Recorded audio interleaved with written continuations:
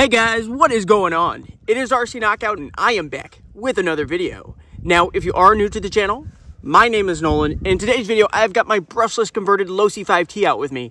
Now, I am traveling for work. I decided to stop at this nice park on the way home and rip the Losi 5T, of course. So, a very quick rundown on this machine. If you haven't been watching the build series, I'll show you the system really quick. Let me just pull the body off. That's the system, 800 kV 2028 Castle motor, huge can motor, Hobbywing Max5 ESC, running the huge QS8 connectors.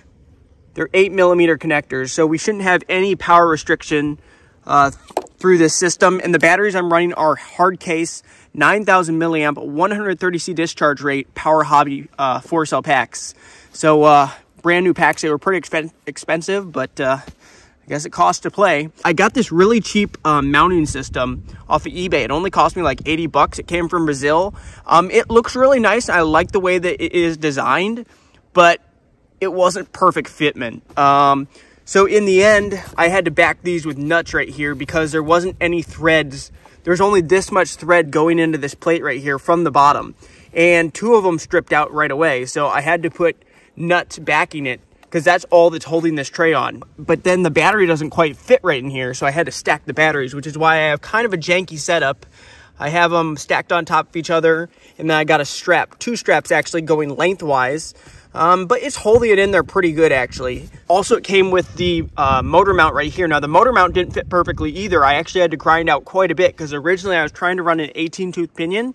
I had to grind out a ton of that so I could move the motor shaft closer, and close enough, I should say, to the actual spur gear to get the gear mesh proper. But in the end, I put a larger 22-tooth pinion on it, but I think I still needed to grind that down some in order to get that to fit. So, and then the other issue was the can of the motor was so close to the brake rotor right there.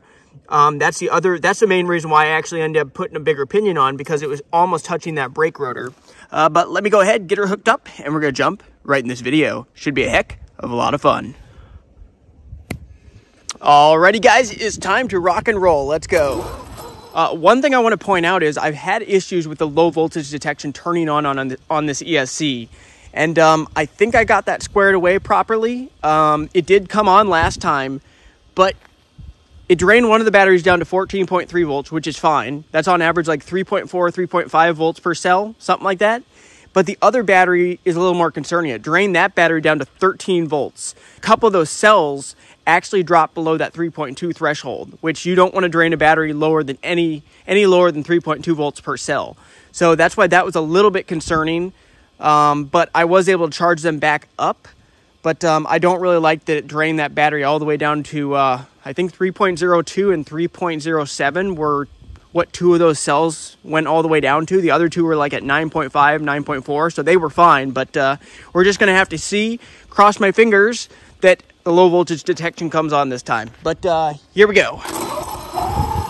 I think we're going to go over here, and we're going to get a launch in.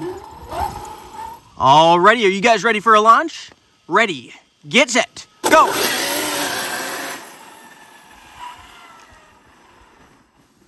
Ah, crap, I went into the ditch. I gotta get over to it.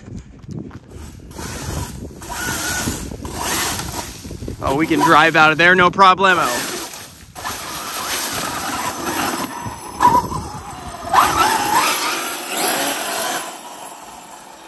Ooh, that's all ice over there. Let's spin around. I want to do a flyby. Here we go.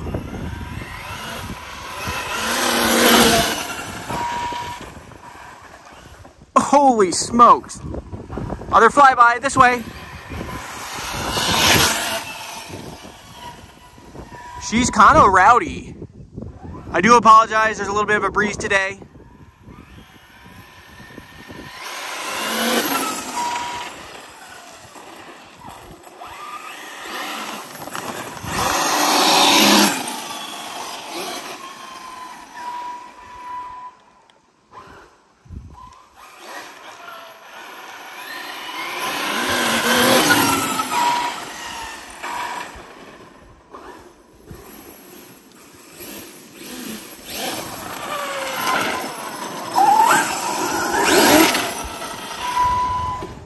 I think what we should do, guys, we should go maybe do a little bit of jumping. There's a little bit of like a snowbank up here. We might be able to do a little bit of jumping.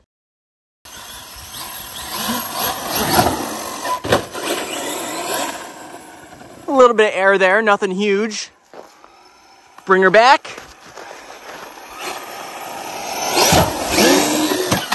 Nose dived it.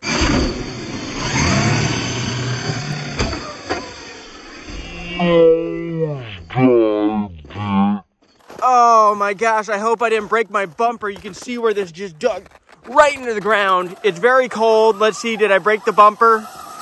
I wouldn't be a bit surprised if that bumper broke. Yep, it broke. Right there, guys, you can see it's supposed to be connected to where those two bolts are. It is no longer connected. In a way, it's kind of a flawed design, the way they have that, but I did just land it really hard in the cold. So what are you gonna do?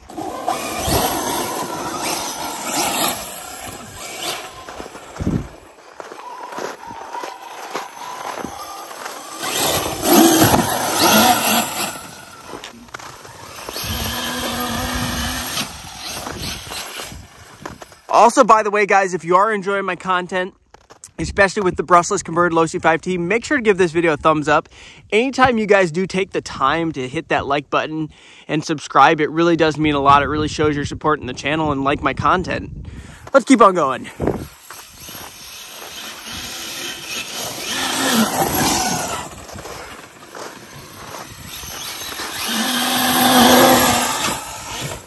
Ooh, there's a bit of a kicker right here.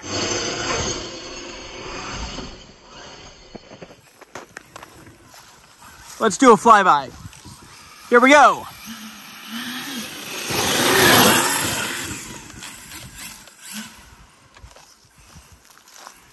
A little bit of powdery snow back there.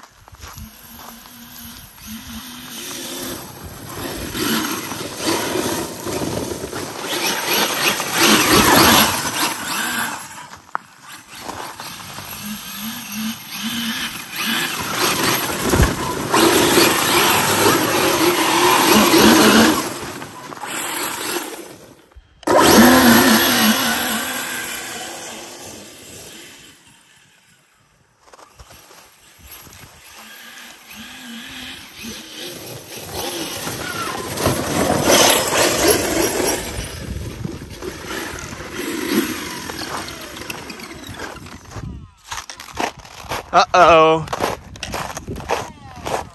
Pinion came off, it sounds like. I'm gonna have to investigate. It sounds like the pinion came off. Hopefully I didn't strip anything. I'll be right back with you guys. Let me make sure that's what happened. Should be able to just tighten it back on. So sure enough, that's exactly what happened. The pinion came off. Doesn't look like it damaged anything, so I just got it tightened back on. And we should be good to keep on going. I'm going to tighten these straps up real quick. The other thing I noticed it broke, it also broke on that landing, this front part where the actual clip goes through. So when it hit the ground, it actually broke this one off. And here's where it broke the actual front bumper. It's actually the front bumper support or front bumper brace. It's supposed to be connected here and here, like this. It's a good design in theory if you hit something straight on and all that force goes right into the shock tower. If you're fortunate enough that it doesn't bend your shock tower, but the issue is when it goes and it nose plants like this, it wants to rip that upward. And that's exactly what happened. I've had that happen probably three times now. I've had that happen so often. One of the most likely things, it's really, I think the only thing I've ever broken on this machine has been involved with the front bumper. I've broken, I'm fortunate it didn't break right here because sometimes it breaks right here as well, right where it goes into the chassis, underneath the suspension arms, but fortunately it didn't break there. But yeah, that's pretty typical. But let me get these tightened back on, get the body put back on. We'll only have 3 clips holding it, but no big deal. And we'll keep on ripping.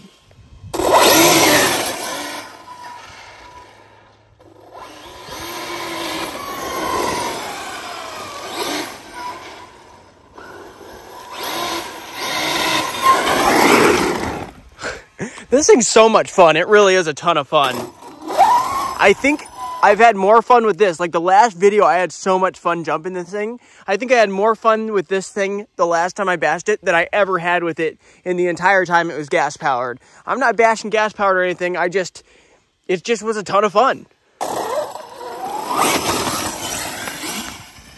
This thing, it really does sound pretty good too. Let me know what you guys think in the comments. I think it sounds really good for a brushless system. Just that gear noise, that mechanical gear noise just sounds cool to me. Yeah, it's not a motor, it's not a gas engine, but still. We should do a launch over here in the snow. 1, 2, 3, go!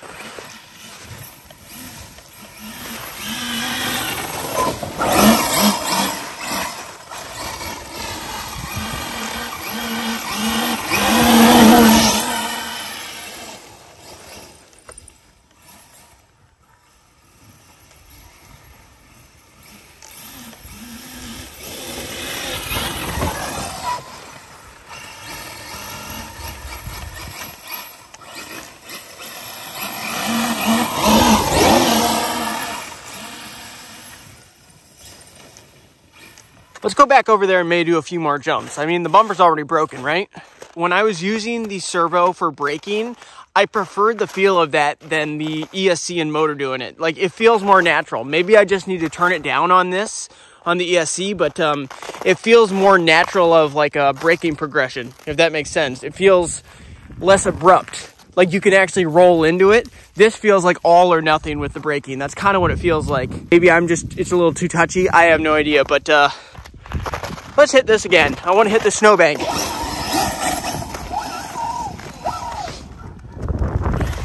Sorry, it's a little breezier over here.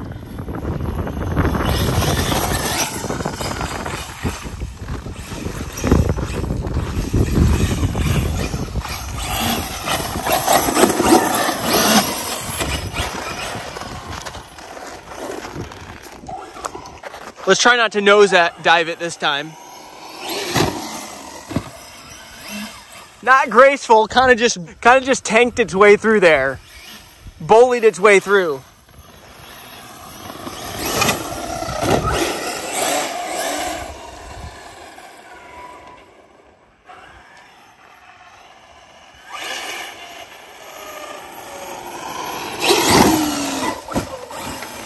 That landed kind of funky, kind of dug in a little bit.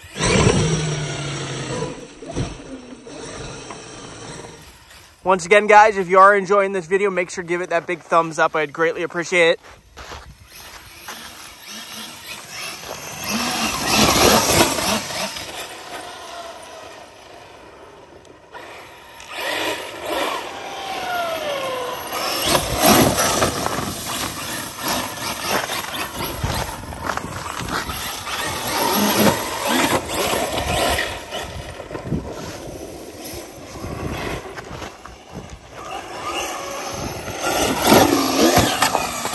That was bad.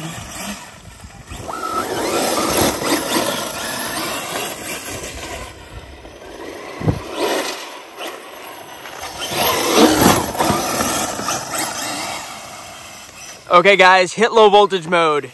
And I know as soon as it hits low voltage mode, I need to quit running it because those batteries could already be drained down below that threshold. Some of those cells anyway. But if you did enjoy the ripping with the Brushless Converted Losi 5T, make sure to go ahead and give this video a thumbs up. Like I said, subscribe if you haven't already, and make sure to hit that notification bell because I do travel for work, which I'm doing right now, and I bring my RC cars with me, so I bash all over the place really. So you don't want to miss when I come out with new videos. So anyway, until next time, guys, thanks for watching. See you later. Here's a moment of truth. I got my battery cell checker right here. Let's see how low these batteries drain down to. 4 cell, 12.4. Nope, that's not good.